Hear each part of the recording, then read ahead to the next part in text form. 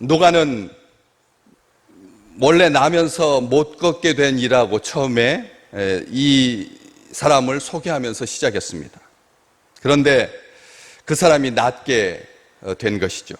백성들은 그가 본래 성전 미문에 앉아 구걸하던 사람인 줄 알고 있는데 노가는 나은 사람이라고 말하고 있습니다. 단순히 나은 게 아니라, 단순히 나은 것을 기뻐하는 사람이 아니라, 단순히 걷게 되는 것이 아니라, 걷는 것이 목적이 아닌 심령이 치유된, 회복된 그런 사람이라고 누가는 설명하고 있습니다. 이제 완전하게 바뀌게 된 거죠. 못 걷게 된, 나면서부터 못 걷게 된 사람이 나은 사람이 된 것입니다. 자기에게 그런 은총을 주신 하나님께 감사하는 사람이 된 것입니다. 그런 기회를 준 사람에게 감사하기 위해서 베드로와 요한을 붙잡습니다. 붙잡는다라고 하는 표현이 한국에서 무슨 체포하다, 그냥 물건을 붙잡다라고 하는 그런 의미로 가볍게 생각하기 쉽습니다. 그런데 그런 붙잡음이 아닙니다. 간절하게 붙잡은 것이죠. 이 붙잡다라고 하는 말은 생명의 은인인 그 사람을 붙잡는 그런 강력한 의미가 담겨 있습니다. 때문에 그가 이 붙잡는 행위는 실로 다른 사람보다 나은 행위입니다. 배은망덕한 것이 많은 시대이기 때문에 그렇습니다.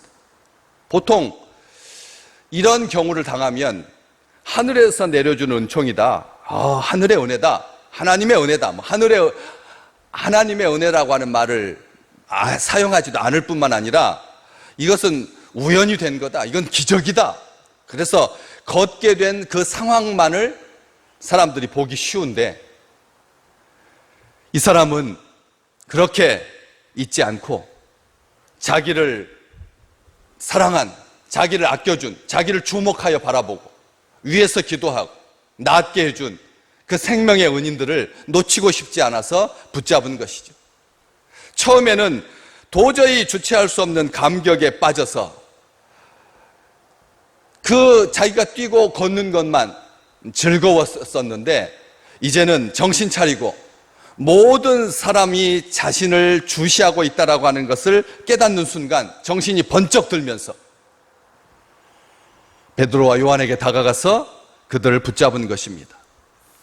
그냥 두면은 두 사람은 기도 시간에 맞추어서 그 시간 그 자리를 떠나게 되고 사람들에게 섞이게 되면 다시 찾을 길이 없게 될 것이기에, 마음 먹고 찾겠다고 하면 다시 찾을 수 있겠지만 그렇지 않으면 영영 못 만날 사람들이기에, 또 사도들 또한 이런 기적의 현장에 계속 머물러 있으면서 그 출처가 자기들을 통해서 하늘이었다라고 하는 것을 이렇게 알려주기 위해서, 과시하기 위해서 서 있지 아니하고 들어갔을 테니까, 그래서 그를 붙잡은 것이죠. 그렇기 때문에 이 붙잡다라고 하는 이 말 속에 담겨 있는 깊은 관계성을 다시 한번 살필 필요가 있습니다. 우리가 붙잡는 것은 간절함이라고 하는 그런 의미도 담겨 있지만, 여기에서 붙잡다라고 하는 뜻은 붙들어 맨다라고 하는 뜻입니다. 상호성을 의미하고 있는 것입니다. 내가 내 자신을 나에게 은총을 베푼 자에게, 베푼 것에게 붙들어 맨다, 연관시킨다, 결속시킨다 라고 하는 뜻입니다. 어깨에 맨다라고 하는 뜻, 짐을 진다라고 하는 뜻도 있습니다.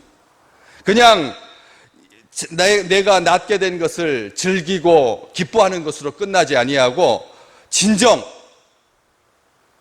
짐을 지는, 배은망덕하지 아니하는, 끝까지 감사할 수 있는 그런 마음과 요소가 담겨 있는 표현이라는 것이죠. 그런데 이것보다 더 중요한 의미가 등에 기대다, 껴안다라고 하는 뜻입니다. 애정의 관계를, 사랑의 관계를, 선한 관계를 잘 보여주고 있는 단어가 이 붙잡다라고 하는 뜻이라는 것이죠. 뒤에서 껴안다, 기대다 라고 하는 뜻입니다. 정말 감사하는 마음, 정말 행복한 마음으로 내가 이렇게 낫게 되다니, 당신들이 나를 주목하지 않았으면, 나에게 손을 내밀지 않았으면 내가 어떻게 이런 기쁨을 누릴 수 있겠습니까? 감사하는 마음으로, 감격하는 마음으로 두 사람을 붙들고 있는 것이죠. 그냥 지나치지 아니하도록, 떠나지 못하게 간절한 마음으로 그렇게 붙잡고 있는 것입니다. 이런 모습을 보고 모든 백성이 크게 놀라며 달려나아가 솔로몬의 행각이라 불리우는 행각에 모이게 됩니다. 왜 모든 사람들이 크게 놀랐다고 여기서 썼을까? 여기 이 장면, 베드로와 요한을 붙잡는 이 장면은 놀랄 장면이 절대 아니거든. 그 이전까지 진짜 놀랄 사람은 이 낫게 된 이 사람이죠. 왜냐하면 자기는 저는 자이고 못 걷게 되는 자이고 흠이 있는 자여서, 부정한 자여서 함부로 다른 사람을 만져서는 안 되는 죄인이었거든. 부정한 자가 만지면 그 사람도 부정하게 되기 때문에 율법에 만지지 못하게 되어 있습니다. 그런데 이 사람, 자기가 낫게 되어서 이제는 성한 사람으로, 온전한 사람으로, 정한 사람으로 베드로와 요한을 붙잡을 수 있다라고 하는 그 사실, 이 사실이 이 본인도 놀랄 뿐만 아니라 주변에서 이것을 붙잡고 있는 그것 정황을 보고 있는 사람들도 너무나 혼란스럽고 당황스럽고 놀란 것입니다. 굉장히 놀란 것이죠. 처음에는 그 사람이 걷고 뛰는 것, 하나님을 찬송하는 것으로 놀랐었는데, 놀랍게 여기며 놀라니라, 10절 말씀, 심히 놀랍게 여기며 놀랐었는데, 이제는 진정 나은 사람만 보였었는데, 그 기적만 보였는데, 그 현상만, 현실만, 지금 순간만 보였었는데, 치유하고 회복하시고 온전케 하신 그 하나님의 능력과, 그리고 완전하게 치유되어서 정한 사람이 되어서 베드로와 요한을 붙잡고 있는 이 사람 때문에 놀란 것이죠. 그런데 알고 보니까, 정신을 차리고 보니까 이 사람이 낫게 된 그 사람들이 바로 베드로와 요한이었다는 것이, 예수님의 제자들이었다는 것입니다. 허름하고 특별한 것 없는, 자기들보다 나은 게 없는 평범한 저런 사람들, 특별히 갈릴리 사람들.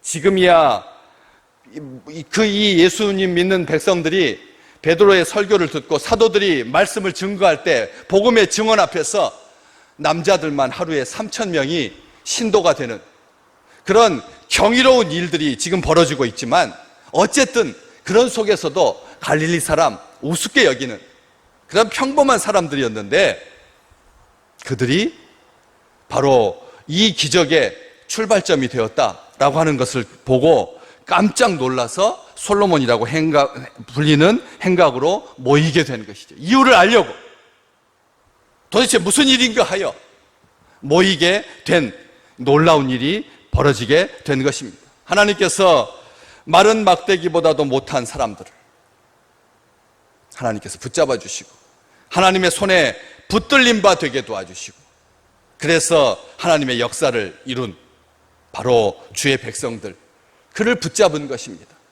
우리는 그리스도인입니다. 그리스도인이라고 하는 말은 그리스도를 업은 자, 그리스도에게 자기를 결속시킨 사람, 그리스도와 관계 있는 사람이라는 뜻입니다. 우리 주님과 묶여 있는 사람, 어깨에 맨 사람, 등에 기댄 사람, 껴안은 사람, 우리 주님을 사랑하는 백성들이 그리스도인들입니다. 오늘 또 고운 모양도 풍채도 없으신 주님, 그 주님께서 우리를 붙잡고 계십니다. 손 내밀어 우리를 붙잡아 주시고, 우리를 사랑하시고, 우리를 아끼시고, 그래서 우리는 주의 말씀을 붙들고 사는 자가 되었습니다. 주님의 품에 안겨서 주님의 말씀을 붙들고 주님의 손에 붙잡힌 바 되어서 그렇게 놀라운 하나님의 나라를 사는 귀한 주의 백성들 되시기를 주의 이름으로 축복합니다.